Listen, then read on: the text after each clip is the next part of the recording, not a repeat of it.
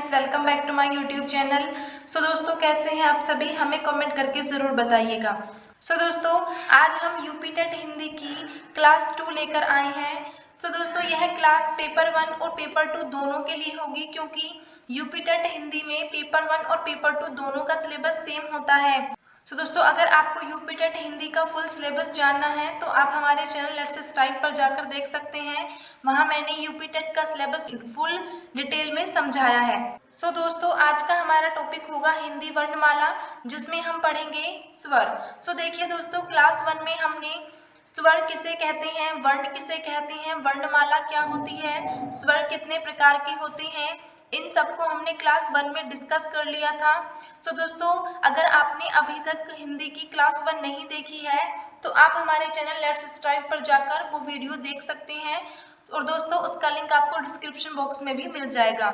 चलिए दोस्तों, आज की क्लास की शुरुआत करते हैं। दोस्तों, सबसे पहले हम जान लेते हैं आज हम क्या डिस्कस करने वाले हैं। दोस्तों, आज हम पढ़ेंगे जीभ के आधार पर कितने स्वर होते हैं, दूसरा होठ की आकृति के आधार पर कितने स्वर होते हैं, फिर मुंह खुलने के आधार पर स्वरों का उच्चारण किस प्रकार से होता है, अगला है अग्रस्वर, मध्य स्वर, पश्च स्वर, वृत्तमुखी, आवृतमुखी, समवृत, अर्धसमवृत स्वर, विवृत स्वर, अर्धविवृत स्वर। दोस्तों, इन सबको हम बहुत ही अच्छे से, बहुत ही शानदार तरीके से समझेंगे, और जहाँ पर ट्रिक की जरूरत पड़ेगी वहाँ पर हम ट्रिक का भी इस्तेमाल करते चलेंगे। तो प्लीज दोस्तों, आपसे रिक्वेस्ट है क्लास में एंड तक बने रहिएगा और हमें कमेंट करके जरूर बताइएगा आपको ये क्लास कैसी लगी। चलिए दोस्तों, आज की क्लास की शुरुआत करते हैं। देखिए दोस्तों, कल हमने ये डिस्कस किया था। दोस्तों, कल हमने पढ़ा था स्वर। तो स्वर किसे कहते हैं? स्वर वो होता है जिसको हम बिना किसी अवरोध के स्वतंत्रता पूर्वक बोल सकते हैं, उन्हें हम स्वर कहते हैं। तो देखिए, हिंदी वर्णमाला में मूल स्वरों की संख्या 11 होती है, जो होते हैं ए, आ, ई, उ, री, ए, ओ, औ। तो दोस्तों, इन्हीं 11 स्वरों के आधार पर हम इन स्वरों को अलग अलग प्रकार से पढ़ेंगे, यानी कि कौन से स्वर जीभ के आधार पर बोले जाते हैं, कौन से स्वर को बोलने में हमारे मुख का आकार क्या होता है। चलिए दोस्तों, अब हम आगे बढ़ते हैं। दोस्तों, सबसे पहले हम जानते हैं मुख आकृति या जीभ के आधार पर स्वर कितने होते हैं। तो देखिए, मुख आकृति के आधार पर स्वर 3 प्रकार के होते हैं। पहला होता है अग्रस्वर, दूसरा होता है मध्य स्वर, तीसरा होता है पश्च स्वर। इन तीनों को एक एक करके समझ लेते हैं।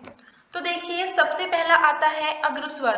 तो देखिए, अग्र शब्द का अर्थ होता है आगे, यानी कि जिन स्वरों के उच्चारण में जिह्वा का अगला भाग सक्रिय रहता है उन्हें अग्रस्वर कहते हैं। तो अग्रस्वर की संख्या 4 होती है, ई, ए। आप अभी इन अग्रस्वरों को उच्चारण करके देखिएगा, ई, ए। तो देखिए, इसमें जब आप इनका उच्चारण करते हैं तो इनमें आपके जीभ का अगला भाग सक्रिय रहता है। आपको एक छोटी सी ट्रिक बताती हूँ जिससे आप इन शब्द को याद रख सकते हैं। तो देखिए, ट्रिक है अग्रिय। अग्रिय शब्द से आप इन चारों को याद रख सकते हैं। तो देखिए, शब्द को पढ़िए अग्रिय।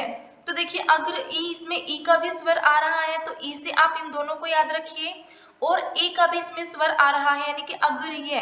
तो आ से आप इन दोनों को याद रख सकते हैं। चलिए दोस्तों, अब हम आगे बढ़ते हैं। अब हम बात करते हैं मध्य स्वर की। तो देखिए, जिन स्वरों के उच्चारण में जीभ का बीच वाला भाग सक्रिय रहता है उन्हें मध्य स्वर कहते हैं। इनकी संख्या 1 होती है, ए। हिंदी में ए एक स्वर केंद्रीय स्वर है। तो जब आप ए वर्ण का उच्चारण करते हैं तो ए में जीभ का बीच वाला भाग सक्रिय रहता है।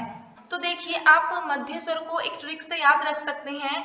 जैसे आप मध्य शब्द पढ़ते हैं तो देखिए मध्य, तो इसमें या में यहाँ पर ए का स्वर निकल के आता है, तो उस आ से आप ये ए याद रख सकते हैं। तो अब हम बात करते हैं पश्च स्वर की। पश्च का अर्थ होता है पिछला। जिन स्वरों के उच्चारण में जीभ का पिछला भाग सक्रिय रहता है उन्हें पश्च स्वर कहते हैं। इनकी संख्या 5 होती है, आ, उ, ओ, औ।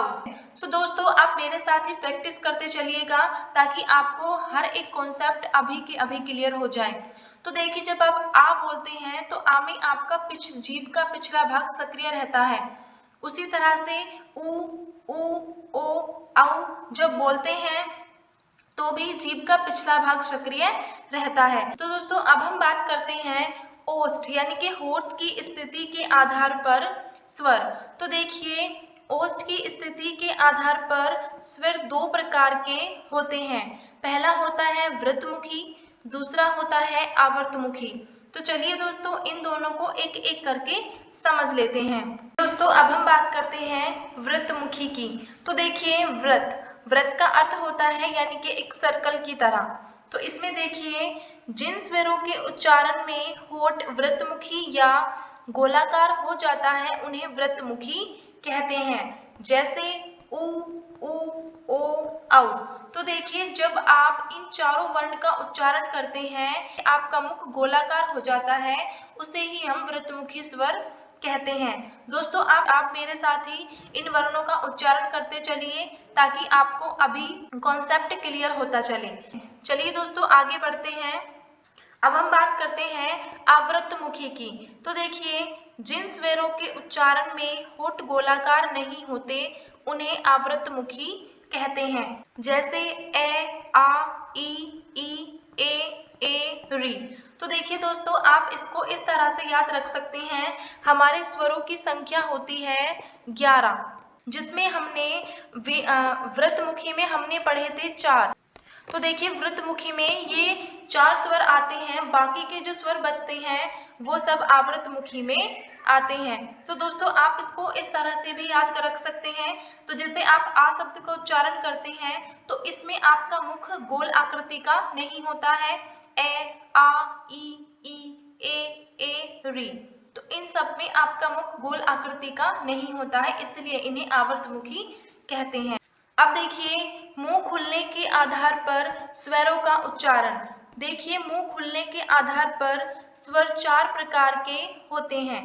पहला होता है संवृत्त स्वर, दूसरा होता है अर्धसंवृत्त स्वर, तीसरा होता है विवृत्त स्वर, चौथा होता है अर्धविवृत्त। सो चलिए दोस्तों इन चारों को एक एक करके समझ लेते हैं। तो देखिए, सबसे पहले आता है संवृत्त स्वर। तो देखिए, संवृत्त का अर्थ होता है कम खुला हुआ। तो देखिए, जिन स्वरों के उच्चारण में मुख कम खुले उन्हें संवृत्त स्वर कहते हैं। संवृत्त स्वर की संख्या 4 होती है, ई, उ। तो देखिए, जैसे आप ई वर्ण का उच्चारण करते हैं ई, उ। तो देखिए, इसमें आपका मुख बहुत कम खुलता है, तो इन्हें ही हम संवृत्त स्वर कहते हैं। आगे देखिए, अर्धसंवृत्त स्वर। तो देखिए, जिन स्वरों के उच्चारण में मुख संवृत्त स्वरों से थोड़ा अधिक खुलता है उन्हें अर्धसंवृत्त स्वर कहते हैं। इनकी संख्या 2 होती है, ए, ओ। जैसे आप ए शब्द का उच्चारण करते हैं तो ए में थोड़ा सा आपका मुख अधिक खुला, उसी तरह से ओ के उच्चारण में भी आपका मुख इसी तरह से खुलता है। तो दोस्तों अर्धसंवृत्त स्वर होते हैं जिसमें आपका मुख संवृत्त स्वर से थोड़ा सा अधिक खुलता है, उसे हम अर्धसंवृत्त स्वर कहते हैं।